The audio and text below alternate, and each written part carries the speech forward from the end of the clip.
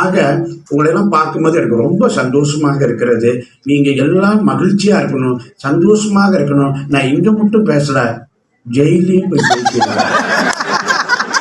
காஜாங் ஜெயிலுக்கு போன தாங்க வைபி, காஜாங் ஜெயிலுக்கு போன பேசுறதுக்கு தீபாவளி டைம்ல கூட்டிட்டு போனாங்க. அங்க போய் பாக்குறேன் 1500 பேர் உட்காந்துருக்கான் கைதிங்க. திறந்து கிடக்கிற கோயில கூட்டத்தை காணோம், மூடி கிடக்கிற ஜெயிலுக்குள்ள அவ்வளவு பேர் உட்காந்துருக்கான்.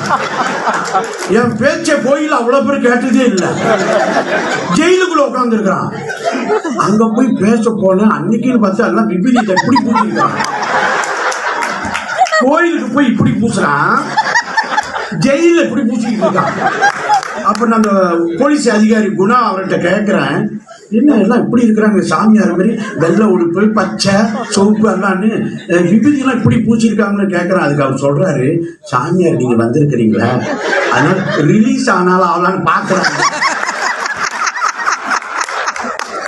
நான் இவங்க விபூதி பூசத்தை பார்த்துட்டு என்ன அப்படியே கூட்டத்தை பார்த்து சந்தோஷத்துல நான் ஒரு வார்த்தையை தப்பா சொல்லிட்டேன். என்ன தெரியுமா சொல்லிட்டேன், நான் பார்த்து இப்ப பாருங்க உங்கள்கிட்ட அப்படி பேச முடியல, ஏன்னா இதெல்லாம் கலகலப்பா இருக்கிறீங்க, எல்லாம் வித்தியாசமா இருக்க. அங்க எல்லாம் சாமியார் மாதிரியே இருந்தாங்களா. நானு இன்று திரளாக வருகை தந்திருக்கின்ற மெய்யன்பர்களே பக்தர்களே இதெல்லாம் பார்க்கும்போது ரொம்ப மகிழ்ச்சியாக சொன்ன உடனே ஒரு கைதி பின்னால என்னை பார்த்து இப்படின்றான், ஏயா உனக்கு மைக்கு கொடுத்து பேச சொன்னா மகிழ்ச்சியாவா இருக்கு, நான் பொண்டாட்டி பிள்ளைலாம் விட்டுட்டு ஜெயிலுக்குள்ள இருக்கிறேன், நீ வந்து பேச்சுட்டு போக மகிழ்ச்சியா இருக்குன்னு சொல்றேங்க.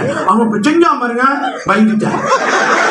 ஓ நம்ம தப்பா பேசுறோம்னு சொல்லி உடனே பேச்ச மாத்தினேன். நீங்க எல்லாரும் என் பேச்ச வெளியே கேட்டிருந்தா உள்ள வந்திருப்பீங்களான்னு சொன்னேன். அப்புறம் சொல்றான், இப்பதான் ஒழுங்கா பேசுற பேச்சு முடிச்சிருந்தா. நான் வெறும் பேசி முடிச்சுட்டேன். முடிச்ச கையோட அந்த 2 பேரும் எந்திரிச்சு இப்படியே வரானுங்க, கிட்ட வந்தானுங்க. நான் பயந்துட்டேன். ஏன்னா முதல் எப்படி நான் தொங்கி நான் போலீஸ் அதிகாரி சொன்னா எனக்கு பயமா இருக்கு, அவங்க நீங்க கவலைப்படாதீங்க நான் இந்த மாதிரி கேட்க வரானுங்க. கிட்ட வந்து சொல்றான், சுவாமிஜி நீங்க நல்லா ஜோக்கா பேசுறீங்க, நல்லா சிரிப்பா பேசுறீங்க. நான் பயந்துக்கிட்டு ஓகே ஓகேண்ணா, இல்லை நரசிம்மா சுவாமிஜி ஜோக்கா பேசுறீங்கன்னா நான் ஓகே ஓகேண்ணா. அடுத்த நீ சொன்னான் பாருங்க, நீ இங்கேயே தங்கியிருக்க. ஏன்னா அவனுக்கு நல்லா இருக்கு, அன்னையிலிருந்து முடிவு பண்ணிட்டா கோயில போய் பேசுறான், ஜெயில நம்மள அந்த கேட்டகரி.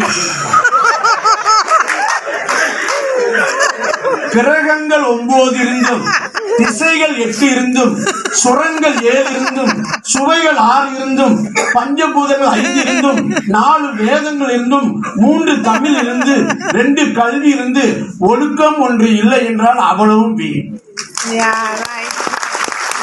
அந்த ஒழுக்கத்தை தரக்கூடியது ஆன்மீகம்.